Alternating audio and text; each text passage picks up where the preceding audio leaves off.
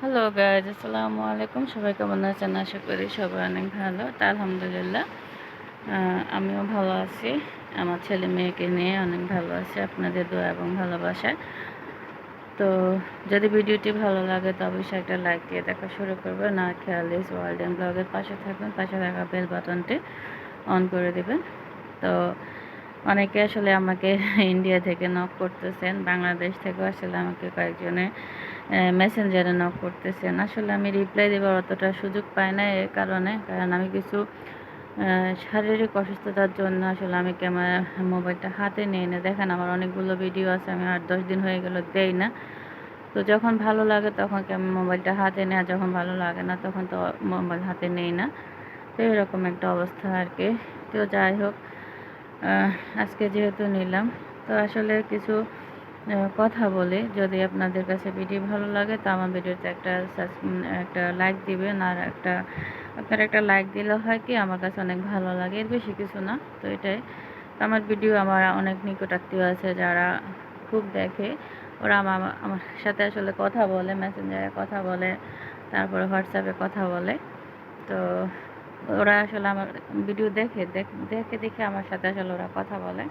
তো যাই হোক, কথা বললে আমার কাছে ভালো লাগে। কথা বললে মানুষের মন মানসিকতা ভালো থাকে আমি মনে করি। আর যারা কথা বলতে চায় তাদের সাথে আমি কথা বলতে ইচ্ছুক, এরকম একটা অবস্থা।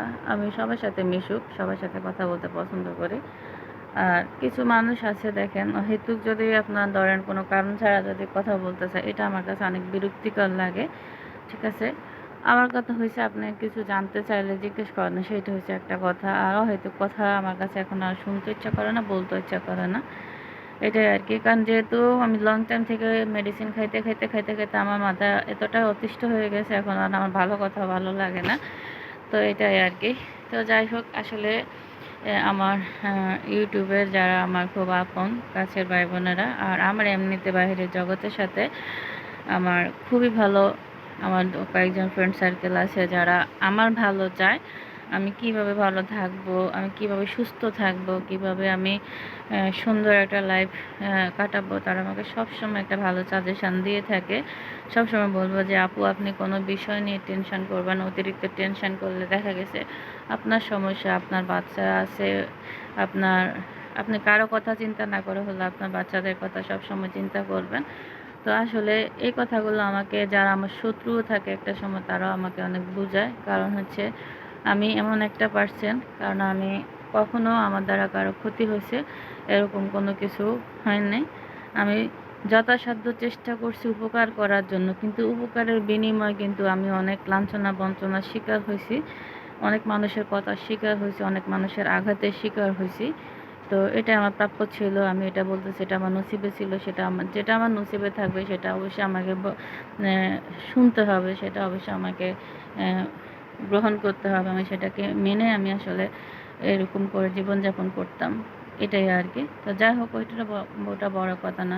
সবচেয়ে বড় কথা হচ্ছে ফ্যামিলি বন্ডিং। ফ্যামিলি বন্ডিংটা আপনি একান্নবর্তী পরিবার, আগে অনেক অনেক মিল থাকতো, দেখা গেছে ভাই বোন সবাই একসাথে বড় হতো, চাচাতো ভাই জ্যাঠতো ভাই যারা আছে সবাই একসাথে বড় হতো। ওটার একটা মানে আমার বিয়ের পরও কিন্তু আমার শ্বশুর এবং আমার চাচা শ্বশুর আমরা সবাই একসাথে জয়েন্ট ফ্যামিলিতে ছিলাম।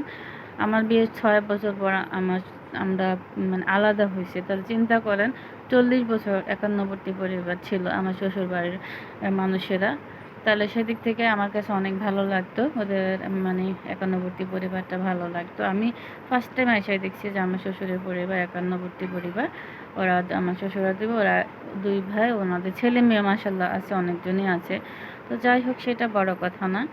আর এখনকার যারা একান্নবর্তী পরিবার তো নাই, বরঞ্চ কেমনে সংসারের মধ্যে আসলে একটা অনলি 1%, একজন বেশি লাগে না, একজন মানুষ, একজন বউ হোক বা একজন মেয়ে হোক, একান্নবর্তী পরিবারকে কিভাবে 52বর্তী পরিবার বানানো যায়।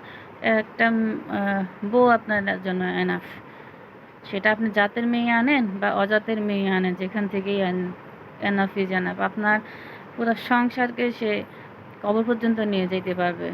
সে আপনার সংসারকে পুরো কবর কবর দেখাইতে পারবে।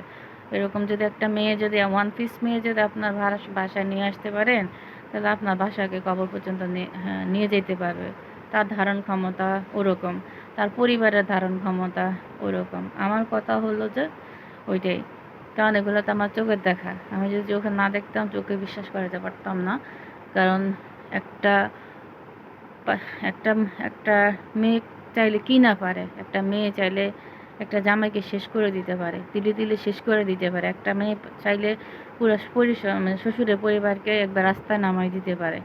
একটা মেয়ের দ্বারা সব কিছু। আবার একটা মেয়ে চাইলে পুরা পরিবারকে আপন করে নিতে পারে। একটা মেয়ে চাইলে পুরো সংসারকে আঁকড়ায় ধরে থাকতে পারে। কেন আমরা তো সংসার করি, আমরা সংসার করছি আজকে 2 যুগের উপর আমাদের সংসারের বয়স হয়ে গেছে আল্লাহর রহমতে। আমরা অনেক ছোট বয়সে সংসার শুরু করার পরে অনেক কিছু বুঝতাম না, জানতাম না, অনেক কিছুই শেখার ছিল না। তারপর আলহামদুলিল্লাহ কারোর সাথে 2 কথা কখনো হয় নাই। নীরবে অনেক কিছু আমরা সহ্য করে গেছি, কিন্তু এখনকার মেয়েরা কোনো কিছু সহ্য করতে রাজি না। ওনাদের একটাই দাবি, কি বলে যে এক দফা এক দাবি। এখন বিয়ে হয়েছে, এখনই আমরা চলে যাব আলাদা করে, আমাদের স্বামীর টাকায় সংসার চলবে, আমাদের স্বামীর টাকায় আমরা খাবো পরবো, এমনকি আমাদের বাবার পরিবারও খাবে। মানে আমরা তো খাবো খাবো, আমাদের বাবার পরিবারও খাবে। আর যে মা কষ্ট করে সন্তানকে লালন পালন করে বড় করছে, সে মায়ের কোনো অধিকার থাকবে না সেখানে। একটা কথা আছে, আল্লাহ ছাড় দিলে ছাড়ি দেয় না কখনো। এটা যে ভাইরাসগুলো এগুলো করতেছে, যে সংসারে করতেছে, সে ভাইরাসগুলো আজকে হোক কালকে হোক এটা ভুক্তভোগী হইতেই হবে। কোনো মাপ নাই, কারো কোনো মাপ নাই। আমি করলে আমার সাথেও সেরকম ঘটনা হবে। তারপর হচ্ছে আবার আরেকজনের ফ্যামিলি থেকে করলেও সেও এরকম ঘটনার ভুক্তভোগী হতে হবে। আমার কাছে আমারই ভাড়াটে একটা ভাবি আছে, উনি সবসময় ওনার ভাইদের কথা বলে, ওনার ভাইদের মানে আচার আচরণের কথা বলে আর কি। মানে অনেক ভালো ছিল ওনার ভাইরা, কিন্তু একমাত্র বউদের কারণে আজকে ওনাদের ফ্যামিলিটা পুরো অগোছালো হয়ে গেছে। ওরকম বলে এরকম। আর তা আমি বলছি যে, দেখেন যেমন কর্ম তেমন ফল, এটা আপনি টেনশন করিয়েন না। আমি ওনাকে এটা অ্যাডভাইস করতে পারবো, যেমন কর্ম তেমন ফল। কেউ ঘাত প্রতিঘাত ছাড়া সংসার করতে পারে না। ঘাত প্রতিঘাত নিয়ে আপনাকে সংসার করতে, শ্বশুরবাড়ির জ্বালা যন্ত্রণা যদি আপনি একটু ভোগ না করেন, তাহলে আপনি কিভাবে বুঝবেন যে আপনি শ্বশুরবাড়িতে আসছেন?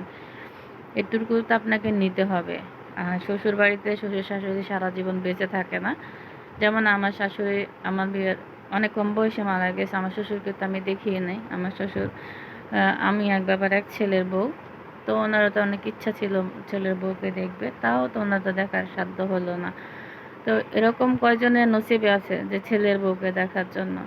তো আপনি যেরকম আপনার শ্বশুর শাশুড়ির সাথে যেমন আচরণটা করবেন, আপনাকে যদি ভালো করেন তো ঠিক ভালোটা ফিডব্যাক পাবেন, আর খারাপ করলে আপনারটা সে খারাপ হয়ে আপনার সামনে ধরা দেবে। স্বাভাবিক, এটা মেনে নিতে আপনার তখন আর কোনো কষ্ট হবে না। তখন আপনি নিজে নিজে এটা রিয়েলাইজ করবেন, হ্যাঁ একটা সময় তো আমি এটা করে আসছি, আমার জন্য এটা এখন আমার জন্য উপযুক্ত। এটাই আর কি। তো যাই হোক বন্ধুরা, আসলে এখন প্রত্যেকটা ঘরে ঘরে দেখতেছি এরকম অশান্তি। শান্তির মা মারা গেছে, কখন যে মানুষ শান্তি খুঁজে পাবে তা না, এটাই আর কি। তো আসলে দোষ সবারই আছে কম বেশি, যেমন মা খালাদেরও দোষ আছে, তেমন আবার ভাই বোনদেরও দোষ আছে, আবার তাদের ওয়াইফদেরও দোষ আছে। একটা কথা হলো কি, দেখেন মা বাবা যতই অন্যায় করুক, মা বাবা যতই খারাপ হোক না কেন, ওনাদের ওনাদের দ্বারাই কিন্তু আল্লাহ পাক আমাদেরকে দুনিয়াতে আনছে। ওনারা যতই খারাপ হোক, ওনাদের মাধ্যমেই আমরা পৃথিবীর আলো দেখতেছি বা দেখলাম, আমরা আবার মা হওয়ার সুযোগ পাইছি। ওনারা যদি আমাদেরকে পৃথিবীতে না আনতেন, তাহলে আমরা কোথায় স্বামী পাইতাম? আর আমাদের ছেলের বউরা কোথায় তাদের থেকে আবার স্বামী পাইতো, তাই না? তো ওইটাই আর কি। যাই হোক, পরিবারের বন্ডিংয়ের মধ্যে একটা ভাইরাস থাকলে, ওই ভাইরাস থেকে আপনার কি পুরা পরিবার শেষ। ওই পরিবার থেকে আপনি ভালো কোনো কিছু আশা করতে পারবেন না। কারণ একটা ভাইরাস থেকে আর একটা ভাইরাসের উৎপত্তি হবে, এটাই স্বাভাবিক। আপনি যদি ভালো চলেন, তাহলে আপনার দেখে আরেকটা ভালো করে চলবে।